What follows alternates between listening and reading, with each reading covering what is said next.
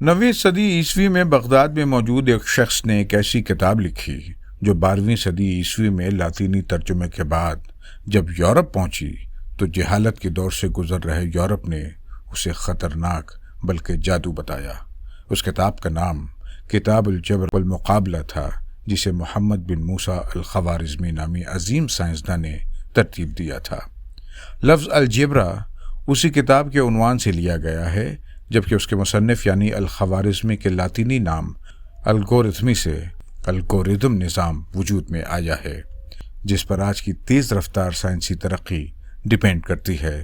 الخوارزمی صرف الجبرا ہی نہیں بلکہ فلکیات یعنی ایسٹرونومی اور جغرافیہ جیسے مضامین میں بھی مہارت رکھتے تھے، اور انہیں باقاعدہ طور پر مسلم دنیا کا سب سے پہلا جغرافیہ داں بھی مانا جاتا ہے، جنہوں نے خلیفہ مامون الرشید کی خواہش پر دنیا کا ایسا نقشہ بنایا جس میں مکۃ المکرمہ، مدینہ منورہ اور بغداد جیسے شہروں کی نشاندہی کی گئی تھی۔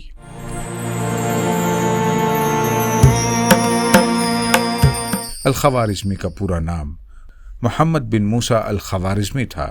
آپ کی پیدائش 780 عیسوی میں وسط ایشیا کی قدیم ریاست خوارزم میں ہوئی، جو آج ازبکستان کا حصہ ہے۔ اسی بنیاد پر آپ الخوارزمی کے نام سے مشہور ہوئے۔ الخوارزمی کی ابتدائی حالات زندگی بہت کم ملتے ہیں، اور جو ملتے ہیں ان پر تاریخ دانوں نے کم ہی اعتبار کیا ہے۔ مورخین کے مطابق الخوارزمی 9ویں صدی عیسوی کی تیسری دہائی میں بغداد پہنچے، جو عباسی حکومت کا کیپٹل تھا۔ یہ علم دوست حکمراں مامون الرشید کا زمانہ تھا، جس کی سرپرستی میں بغداد میں سائنس، جغرافیہ اور طب جیسے مضامین پر ریسرچ کے لیے باقاعدہ طور پر بیت الحکمہ یعنی ہاؤس آف وزڈم نامی ادارے کا قیام عمل میں آ چکا تھا۔ اس زمانے میں بیت الحکمہ کی حیثیت وہی تھی جو آج کے زمانے میں سائنٹیفک ریسرچ کرنے والے کسی ادارے کی ہو سکتی ہے۔ بیت الحکمہ میں داخلہ یا اس کی ممبرشپ حاصل کرنا الخوارزمی کے لیے آسان نہیں تھا۔ اس میں شمولیت کے لیے آپ نے دن رات کی کوششوں سے علم ریاضی پر ایک تحقیقی مضمون لکھ کر بیت الحکمہ میں بھیج دیا۔ وہاں کے ماہرین نے الخوارزمی کا مقالہ دیکھ کر آپ کو ملاقات کے لیے طلب کیا۔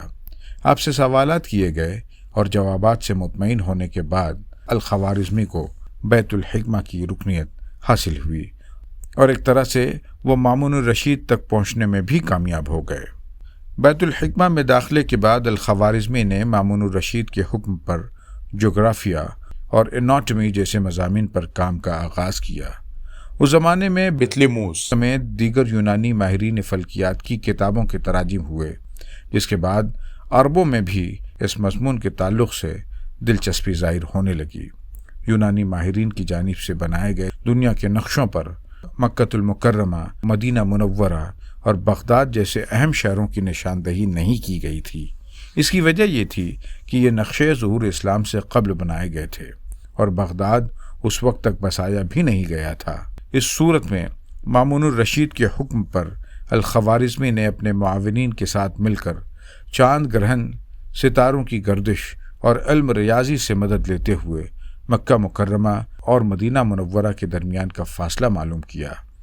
یونیورسٹی آف سرے کے پروفیسر جم الخلیلی کے مطابق اس وقت مکہ اور مدینہ کے درمیان الخوارزمی کا بتایا گیا فاصلہ موجودہ دور کے اعداد و شمار کے مطابق 98% درست تھا۔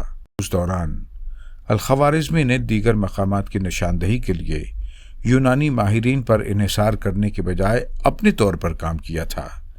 یہ کام 833 عیسوی میں مکمل ہوا، جس میں دنیا کے 500 شہروں کی طول البلد اور عرض البلد کے حوالے سے نشاندہی کی گئی تھی، اور نقشے پر ان کا مقام بتایا گیا تھا۔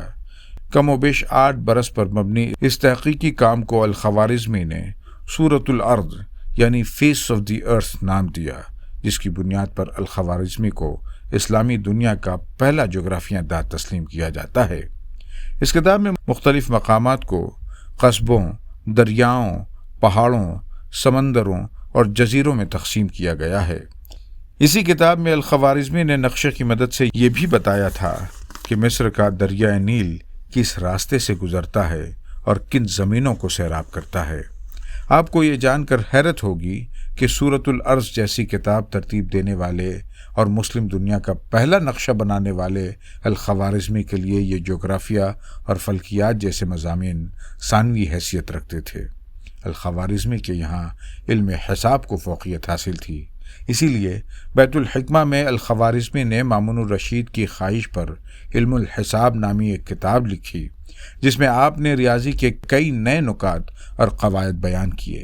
اس کتاب کو مامون الرشید نے بہت پسند کیا اور الخوارزمی کو انعام و اکرام سے نوازا۔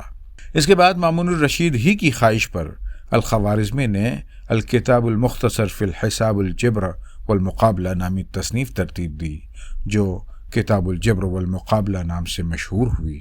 اس کتاب سے الخوارزمی نے الجبرا کو ایک مستقل سائنس کی حیثیت دی اور اسی کتاب کی بنیاد پر الخوارزمی کو الجبرا کا موجد تسلیم کیا جاتا ہے، حتیٰ کہ لفظ الجبرا الخوارزمی کی کتاب کے عنوان سے ہی لیا گیا ہے۔ یورپ میں الخوارزمی کی اس کتاب کو The Compendious Book on Calculation by Completion and Balancing کے نام سے یاد کیا جاتا ہے۔ بدقسمتی سے یہ کتاب اپنی اصل شکل میں محفوظ نہیں رکھی جا سکی، البتہ اس کے لاطینی اور انگریزی تراجم آج بھی موجود ہیں۔ الخوارزمی کی اصل کتاب ضائع ہونے کے تعلق سے اندازہ لگایا جاتا ہے کہ یہ کتاب شاید اس وقت تباہ ہوئی جب 13ویں صدی عیسوی میں ہلاکو خان کی قیادت میں منگولوں نے بغداد پر حملہ کیا تھا۔ اس حملے میں بیت الحکمہ اور بغداد میں کتابوں اور مخطوطوں کی شکل میں محفوظ بہت بڑا علمی سرمایہ دجلہ میں بہا دیا گیا تھا۔ مورخین کے مطابق ہلاکو خان نے اتنی بڑی تعداد میں کتابیں دریا میں بہائی تھیں کہ ان کتابوں کی سیاہی سے دجلہ کا پانی کالا ہو گیا تھا۔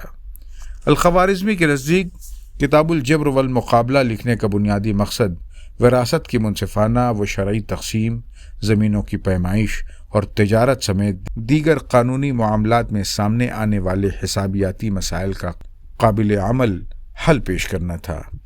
اسی کتاب میں الخوارزمی نے ہندوستانی یا سنسکرت کے ماہرین ریاضی کے کاموں کو موڈیفائی کرتے ہوئے گنتی کا نیا طریقہ بیان کیا۔ مثال کے طور پر ہندوستانی یا سنسکرت میں 1873 لکھنے کے لیے پہلے 1000، پھر 800، اس کے بعد 70، پھر 3 لکھنا ہوتا۔ آپ تصور کیجئے کہ اگر یہی سلسلہ رائج ہوتا تو حساب کتاب کتنا مشکل ہوتا۔ الخوارزمی نے اس مشکل مرحلے کو آسان کرتے ہوئے اس شکل میں لکھا جو آج رائج ہے۔ الخوارزمی سے قبل عرب میں گنتی کے لیے تختہ شمار یا ابیکس کا استعمال کیا جاتا تھا، جو کافی مشکل اور وقت طلب تھا۔ 9ویں صدی میں لکھی گئی اپنی کتاب میں الخوارزمی نے گنتی کا طریقہ بیان کیا، جسے یورپ میں 14ویں صدی عیسوی میں معمولی تبدیلی کے ساتھ عربک نیومیریلز کے نام سے اختیار کیا گیا، جبکہ عرب اسے ہندی اعداد کہتے تھے۔ ہندی اعداد یا ہندسہ یا عربک نیومیریلز کو استعمال کرتے ہوئے یورپیوں نے تھکا دینے والے رومن اعداد سے نجات حاصل کی۔ الخوارزمی کی کتاب چونکہ عربی میں تھی، اس لیے انہوں نے اعداد دائیں سے بائیں یعنی رائٹ ٹو لیفٹ لکھے، جبکہ یورپ میں ان کو لیفٹ ٹو رائٹ لکھ کر استعمال کیا گیا، اور یہی طریقہ آج بھی رائج ہے۔ الخوارزمی کے الجبرا میں مساوات الجبرک ایکویشنز کی علامات نہیں تھی، اور انہوں نے مساوات کو لفظوں میں بیان کیا تھا۔ آپ نے اپنی ایکویشنز میں نامعلوم مقدار کے لیے شے، دوسری طاقت کے لیے مال اور اکائی کے لیے درہم جیسی اصطلاحات کا استعمال کیا تھا۔ آج کمیونیکیشن ریولوشن اور سوشل میڈیا کے پھیلاؤ کے بعد ہر شخص الگوریدم کی ٹرم سے یقینی طور پر واقف ہے۔ سننے یا پڑھنے میں یہ ٹرم جدید معلوم ہوتی ہے، لیکن آپ کو یہ جان کر حیرت ہوگی کہ الگوریدم کا کانسیپٹ سب سے پہلے 9ویں صدی عیسوی میں الخوارزمی ہی نے پیش کیا تھا۔ یہاں تک کہ الگوریدم کی ٹرم ہی الخوارزمی کے لاطینی نام الگورتھمی سے ماخوذ ہے۔ الخوارزمی کے بیان کردہ اعشاریوں کے نمبروں کے نظام ڈیسیمل سسٹم کو 12ویں صدی عیسوی میں رابرٹ اوچیسٹر اور جیرارڈ آف کریمونا کے ذریعے کیے گئے لاطینی تراجم میں الگوریدم کے نام سے اختیار کیا گیا تھا۔